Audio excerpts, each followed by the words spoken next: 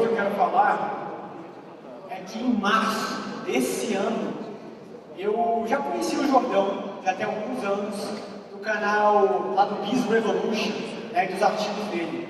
Mas foi somente, né, em março desse ano que eu conheci o YouTube do Jordão.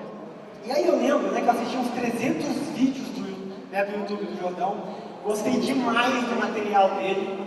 E aí eu falei, nossa, esse cara é incrível, ele faz o Epicentro, e um dia eu vou palestrar lá. Isso foi em março desse ano. E eu falei, nossa, eu vou palestrar talvez em 2017 ou 2018, e a gente está em 2016 e eu estou aqui palestrando. Né, para mostrar para vocês, né, que se você tiver fé em alguma coisa, acredita em alguma coisa, essas coisas realmente acontecem.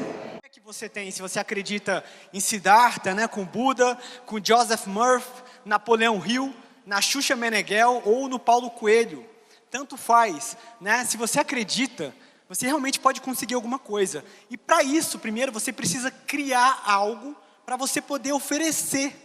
E aí eu criei isso, né? Eu criei essa palestra aqui, que é do meu livro, que eu estou lançando aqui no Epicentro. E a partir desse momento, né, eu tive a capacidade de me oferecer. Porque a gente não é muito protagonista da nossa vida, porque a gente fica esperando ser convidado, e sendo que você deve se convidar para as pessoas, se convidar para os eventos. Eu estava agora na mentoria, e tinha uns caras lá, que são 1000 vezes mais foda do que eu.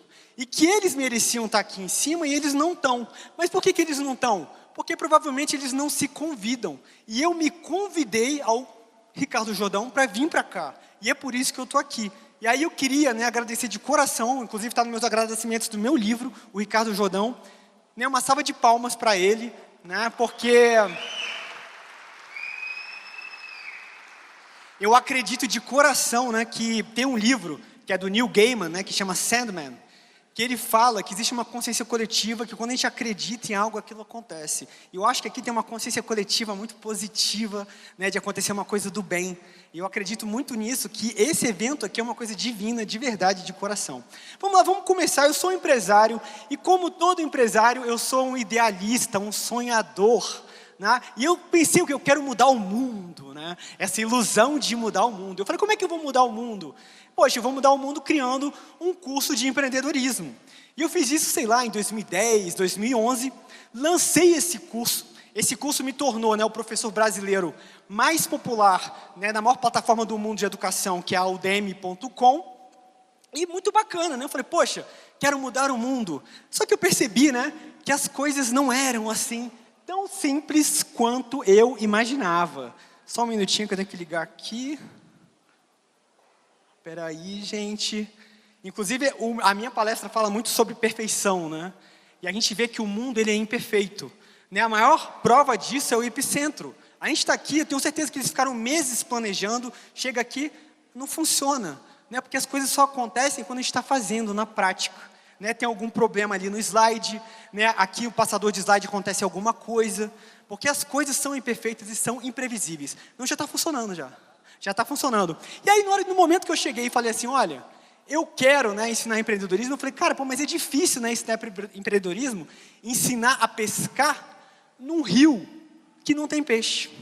Né? E essa percepção que eu tenho no Brasil, por qual motivo? Porque eu fali várias vezes, e eu acelerei alguns negócios de startup, e eu vi toda essa dificuldade de empreender no país. Eu falei, caramba, existe alguma coisa que está limitando, né, a nossa evolução, o nosso desenvolvimento.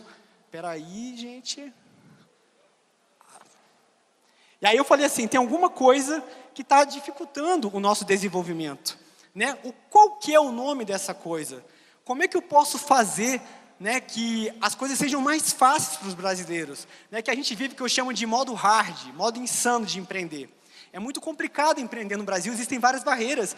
E eu queria descobrir como, né, que eu posso superar essas barreiras. E aí eu comecei a estudar economia e descobri um negócio chamado escola austríaca. E um negócio chamado anarcocapitalismo ou libertarianismo. Eu queria perguntar para alguém aqui se alguém conhece isso. Levante a mão. Tem uma pessoa aqui? 2 pessoas, né? Deve ter mais que eu não estou enxergando, que a luz está na minha cara. Mas é incrível, né, que pouca gente conhece isso. E qual que é a sacada do anarcocapitalismo? Tem esse nome feio. Eu costumo evitar esse nome. Porque, na verdade, anarco de anarquia significa o quê? Liberdade. E capitalismo significa mercado. Então, o anarcocapitalismo nada mais é do que o livre mercado. É exatamente isso que eu me propus a educar.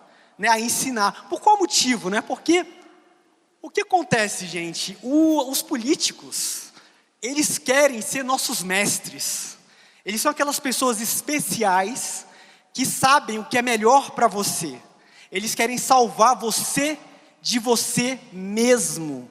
Como se isso fosse possível. E eles acham, que eles têm o poder para isso. Mas não é só a política. Não é só o Estado que a gente tem que combater. A gente tem que combater qualquer monopólio artificial. Ou seja, qualquer poder centralizado de forma imposta. Qual que é a diferença? Vou dar um exemplo aqui do Epicentro.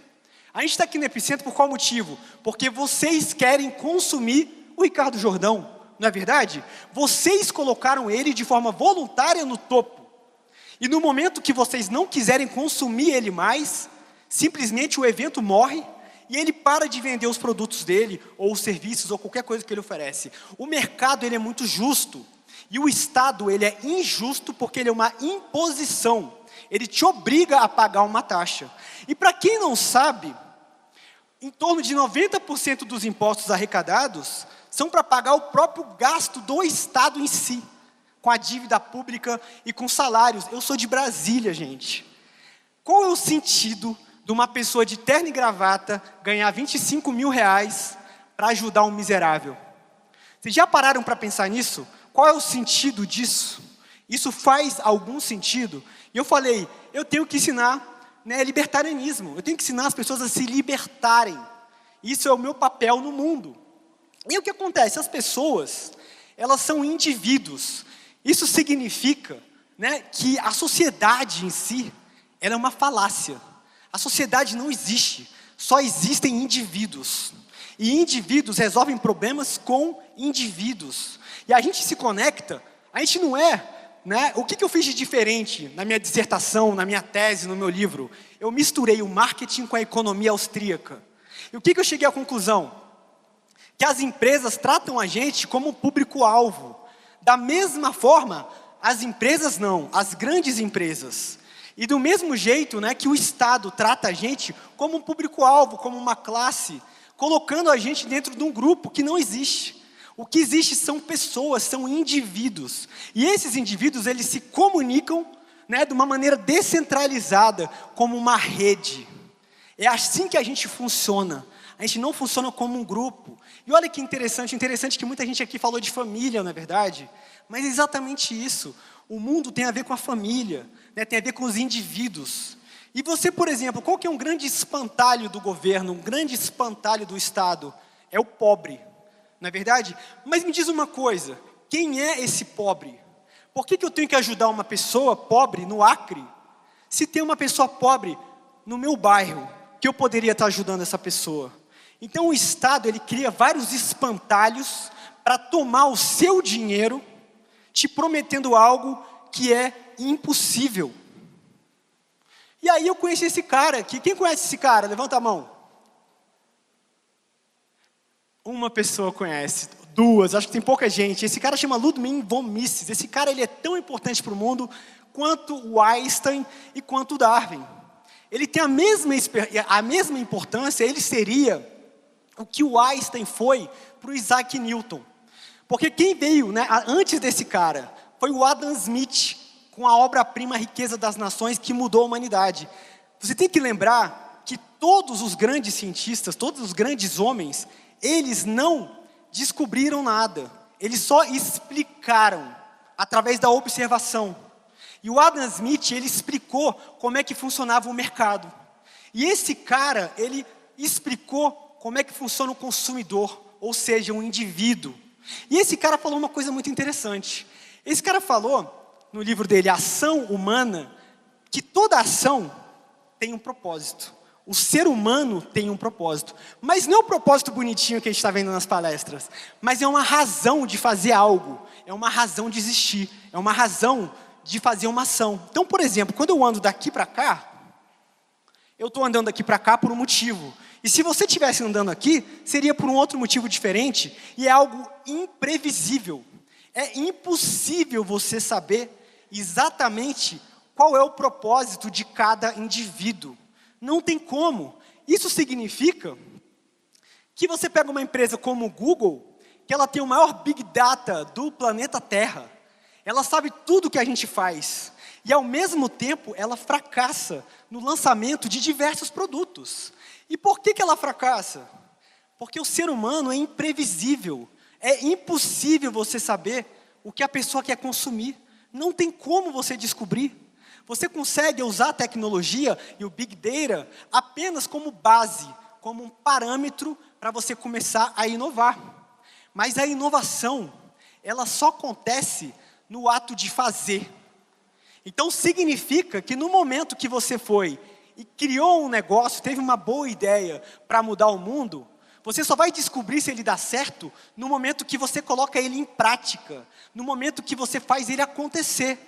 E é nesse momento que a inovação acontece, no ato de fazer. Antes disso, não existe inovação, né? Você tem que botar para fazer, você tem que fazer acontecer. E a evolução, né, que é toda centrada no indivíduo, ela é a soma dos erros. Para pensar, né, você só não come um alimento envenenado pelo simples motivo que se você comesse, né, você iria morrer, porque milhões de pessoas morreram comendo aquele maldito alimento. E várias coisas que vocês não fazem hoje são essa soma de todos os erros do universo. E o universo, ele não pede permissão para existir, ele simplesmente existe. Então, como é que você pode controlar o incontrolável, que é exatamente o que o Estado tenta fazer na sua vida? É impossível fazer isso. E aí você entra, né? O Estado, ele é uma falsa sensação de segurança, como se ele pudesse realmente proteger você de alguma forma. E aí eu te pergunto, eu chego aqui, ando aqui no meio do palco, chego aqui no meio de vocês, pego aqui o pino, explodo uma bomba. O que pode fazer para impedir isso? É impossível impedir. Porque você não consegue controlar o incontrolável. E eu falo que o ISIS, ele é o Uber da violência. E ele provou para a gente que você não consegue controlar as coisas. Que as coisas simplesmente acontecem. Se alguém quiser cometer um crime, ela vai cometer e não existe nada que você possa fazer. Então a gente criou, né? Se realmente desse para controlar as coisas, essas torres iam estar em pé até hoje. Para pensar os bilhões que são gastos em segurança, em leis, no judiciário, para tentar evitar o inevitável. Você tem hoje, em vários lugares do mundo, de 60% a 70%, né, da população carcerária, que nunca agrediu uma pessoa, que a gente chama de crime sem vítima. Porque são leis, né, que tentam prever o futuro. Vocês já viram o filme Minority Report? A gente vive num mundo de medo, num mundo que tenta, né, julgar algo que nunca aconteceu. A pessoa cria várias e várias leis para prender pessoas por algo que nunca aconteceu. Inclusive no Brasil é crime você empreender em diversos setores da economia.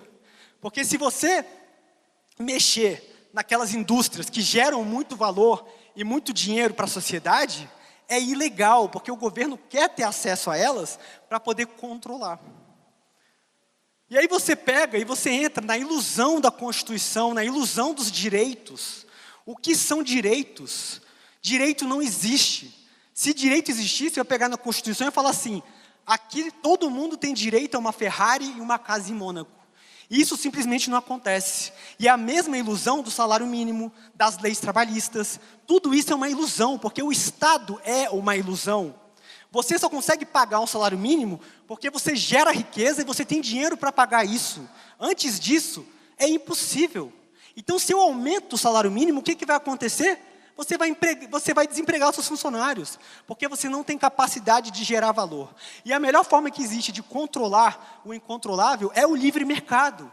É deixando as empresas competirem entre elas. Essa é a forma mais inteligente e mais sensata. Se você pegar e controlar muito, pare para pensar, Quais são hoje, né, os países mais controlados, que têm mais Estado, né, que têm mais políticas, mais direitos? São exatamente o que são um caos. Cuba é um caos. A Coreia do Norte é o caos. O que eu quero dizer com isso? Eu quero dizer que o controle, né, que o Estado, ele gera o caos. As pessoas têm, né, uma grande, como é que fala? Preconceito da palavra anarquia. Mas a grande anarquia que as pessoas têm preconceito é a anarquia do Estado. No momento que o Estado controla uma civilização, você tem o caos verdadeiro. É nesse momento que a civilização se desfaz. E no momento que você pega, como a Coreia do Sul, e você tem a liberdade gera inovação. A liberdade traz ordem. A liberdade traz civilidade. E é isso que faz o mundo mudar. A gente tem que ser livre. Aí eu vou trazer a solução, né, que o Jordão falou, tem que ter uma solução. E eu pensei, adianta alguma revolução? Adianta eu colocar uma máscara e tentar destruir o Estado? Isso é inútil. A violência é inútil. A única coisa que pode, e outra coisa interessante, é que toda manifestação, ela tem por trás um grupo de interesse. Sempre tem alguém tentando manipular, através do corporativismo, associação de profissionais, sindicatos e o próprio Estado. São todos poderes centralizados. E a única solução para o nosso mundo, para trazer liberdade, é a tecnologia. Porque a tecnologia, ela empodera o indivíduo e ela descentraliza o poder. Essa é a grande sacada e é a única coisa que pode realmente libertar as pessoas. Não adianta se manifestar, não adianta tentar destruir o mundo, criar uma revolução. O que vai mudar o mundo é a tecnologia. E o que acontece? Qual que é a grande... O que os políticos sempre falam? Eles falam de educação. Todo mundo fala de educação, né? A educação é uma ilusão. Porque a educação, ela é uma doutrinação. Todas as escolas, ou elas são do Estado, ou elas são reguladas pelo Estado. Então, você dizer que a educação vai salvar um país é uma ilusão. O que vai salvar um país é a liberdade econômica. Porque a liberdade econômica traz liberdade de escolha. E no momento que você tem liberdade de escolha, você pode escolher a melhor educação para o seu filho. Então, a gente tem que lutar por liberdade econômica e não por educação. Todo bandido no Congresso fala que vai dar educação. E esse papo é uma conversa fiada que nunca levou, né, a gente para lugar nenhum. Esse papo furado tem, sei lá, um século no Brasil e nunca mudou o nosso país. Não é educação, é liberdade econômica. E aí o que acontece? Adianta somente tecnologia? Não, a gente tem que lutar por tecnologias descentralizadoras, que é pela blockchain. Quem conhece a blockchain aqui? A blockchain funciona, né, exatamente como uma sociedade. Ela funciona de uma maneira descentralizada, como indivíduos em rede. E não tem nenhum poder central. E a gente está vendo várias e várias tecnologias descentralizadoras que vão simplesmente acabar com todos os impérios. Vão acabar com o Estado, vão acabar com as grandes corporações. A minha empresa, igual eu presto consultoria, o slogan chama Micro Revolution, é a revolução dos pequenos. É o que o Jordão faz aqui agora. Ele deu oportunidade para mim, que sou pequeno. Né? E é isso que traz inovação para o mundo, porque os grandes, eles ficam muito morosos. Eu vou dar um exemplo, eu estava na universidade, fui dar uma palestra, falei, qual que é a senha do Wi-Fi? O cara falou, peraí que eu vou falar com outro setor, com outro. E era uma universidade particular. Agora, se eu vou na sua empresa que tem 2 pessoas e eu pergunto a porcaria da senha do Wi-Fi, você me responde. Isso é um exemplo prático, que a pequena empresa é sempre melhor do que a grande empresa. E no momento que você tem as organizações exponenciais, significa que as pequenas empresas conseguem crescer de maneira escalonável e conseguem ser globais. Então a gente tem que apostar nos pequenos negócios e descentralizar todo tipo de poder central. E todo tipo de monopólio artificial, monopólio imposto, monopólio que não foi você que desejou. Então se eu estou aqui em cima do palco, né, porque às vezes você quer me consumir. E no momento que você não quer mais me consumir, você me tira do palco. Mas se eu cobrasse e fizesse uma imposição com imposto ou com uma taxa profissional para estar aqui em cima, você era obrigado a escutar o que eu tenho para dizer. E isso está errado, a gente tem que mudar isso. E aí o que acontece? Peraí, olha só que legal. Olha a imprevisibilidade do mundo, né? O mundo é imperfeito. Só um minutinho, vocês conseguem passar para mim? E aí o que acontece? Para você gerar inovação, para você mudar o mundo, você tem que tomar partido, gente. Você não pode ter vergonha. Esse negócio de ficar, né, uma coisa ou outra, não, eu tomo partido, eu não tenho vergonha do que eu sou, eu não tenho vergonha de ser libertário, e todas essas pessoas são libertárias. Todas as pessoas são publicamente libertárias ou divulgam o anarcocapitalismo. Então você não pode ter vergonha, né, você tem que tomar partido, você tem que fazer diferença para o mundo, e a inovação só vem dessa forma. Pode mudar, por favor. E aí, o que eu descobri, gente? Eu descobri que eu tinha que voltar mesmo e ensinar empreendedorismo. Só que eu tenho que ensinar de que forma de empreendedorismo? Empreendedorismo, né, de forma escalável. E eu tenho que mostrar que você só é um indivíduo, você só é um ser humano a partir do momento que você cria. Você precisa ser um criador. Esse é o propósito de todo mundo. No momento que você cria, você passa a ser um ser humano.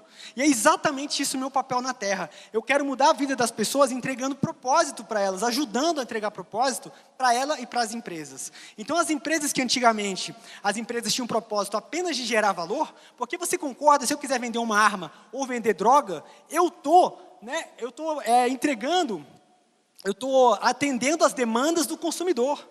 Eu estou seguindo a lei da demanda e da oferta. Mas isso é ruim para a sociedade. Isso é ruim para as pessoas, não é verdade? Então as empresas têm que ter um valor social. Elas têm que criar coisas que façam diferença para o mundo. Então não adianta só você, né, atender a lei da demanda e da oferta, mas que você faça a diferença para o mundo também.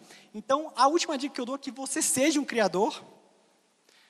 E aí eu quero falar a última coisa, que é o quê? É o meu livro, né, que eu estou lançando aqui, Inovação Anarquista, sucesso.com, né, com 3 S's. E aí nos agradecimentos eu falo do Jordão. E esse livro ele é colaborativo, ou seja, na sexta-feira eu coloquei o link disponível para, sei lá, milhares de pessoas, já teve mais de 60 alterações.